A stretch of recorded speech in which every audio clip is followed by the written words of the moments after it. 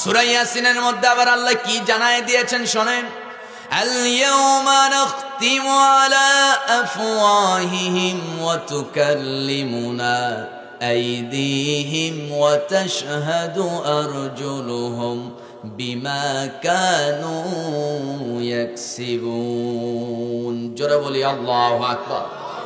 মহান রব্বুল আলামিন বলেন, কিয়ামতের ময়দানে তোমার জবান বন্ধ হয়ে যাবে, জিহ্বার মধ্যে আল্লাহ সিলমোহর মেরে দিবেন, জবান থেকে কথা বের হবে না।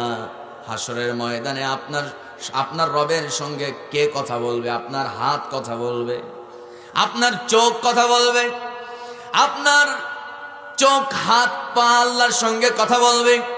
কিয়ামতের দিন আপনার হাত বলবে, আয় রাব্বে কারীম, আমি এই হাতে মক্তবের একটা কি বলে কায়দা হাতে নিয়া সকালবেলা ঠান্ডায় কাঁপতে কাঁপতে হাফেজ মাদ্রাসায় গিয়েছিলাম। সুবহানাল্লাহ কইতেছে। এবং আমি একটা দিন কায়দা পড়তে পড়তে হাতে পেলাম কোরআন। সব আপনার হাত জন্ম থেকে নিয়া মৃত্যু পর্যন্ত এই হাত কি করছে, কি বহন করেছে। যারা বিড়ি টানে বলবে, আল্লাহ ফ্রি টক টাইমে তোমার এই বান্দা বিড়ি টানছে। কি টানছে? সুখ টান। আছে না নাই? কথা বলেন, যারা বলেন আছে না নাই? এই সুখ টান টানে ক্লাস 3-র পোলাপানো। কোন ক্লাসে? ক্লাস 3-তে পড়ে। ও সুখ টান দেয়, বিড়ি টান মারে। আমার ভাইয়েরা, আপনি যদি ভালো কাজ করেন আপনার হাত আল্লাহর সঙ্গে সব বলে দেবে, খারাপ কাজ করলে সেটাও বলবে, কোনো কিছু ছাড় দেবে না। যেই জমিনে আপনি ভালো বা মন্দ খারাপ কাজ করেছেন, ওই জমিন সেদিন আল্লাহর সঙ্গে কথা বলবে। কেমনে কথা বলবে? সূরা জিলজাল তো অনেকের জানা থাকার কথা।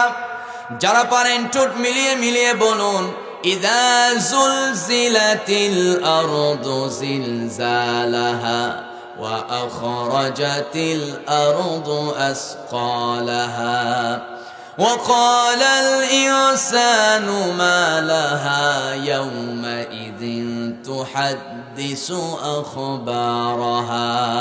জোরে বলুন আল্লাহু আকবার। মহান রব্বুল আলামিন বলেন, যখন প্রবল বেগে জমিনটারে আমি আল্লাহ ঝাঁকুনি দেব, প্রবল বেগে জমিনটাকে যখন প্রকম্পিত করা হবে, আমার বন্ধু আল্লাহ রব্বুল আলামিন বলেন, ওয়া আখরাজাতিল আরদু আসকালাহা, এই জমিন সেদিন আল্লাহকে সব বলে দেবে, হে রব, আমার উপরে থেকে এই বান্দা মানুষকে গুম খুন করার জন্য আয়না ঘর বানাইছিল।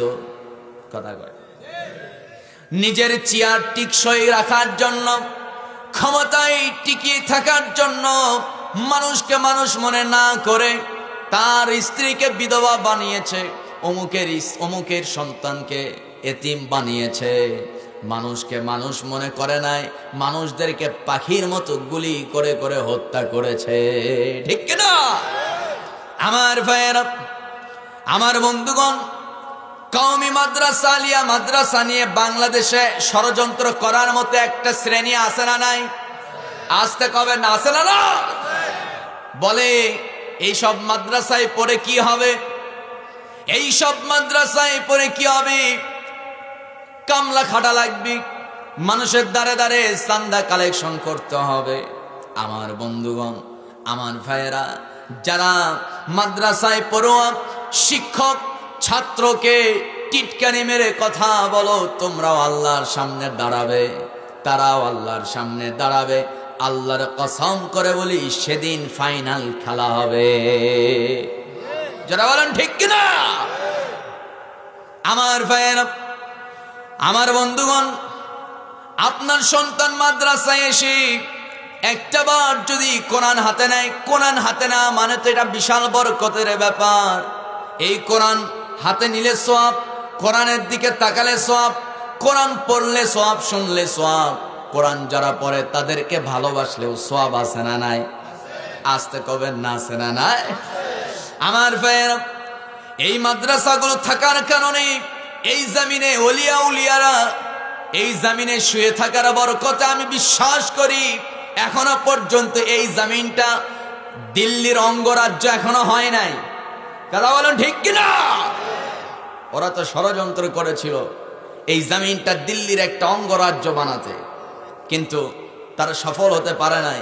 কারণ এই জমিনে শুয়ে আছে শাহজালাল, এই জমিনে শুয়ে আছে শাহপরাগ, শাহ মাকদুম, এই জমিনে শুয়ে আছে আল্লামা আহমদ শফি, কথা কয় না? এই জমিনে শুয়ে আছে শহীদ আল্লামা দেলোয়ার হুসাইন সাইদ রহমাতুল্লাহ আলাইহি। যারা বলুন ঠিক কিনা?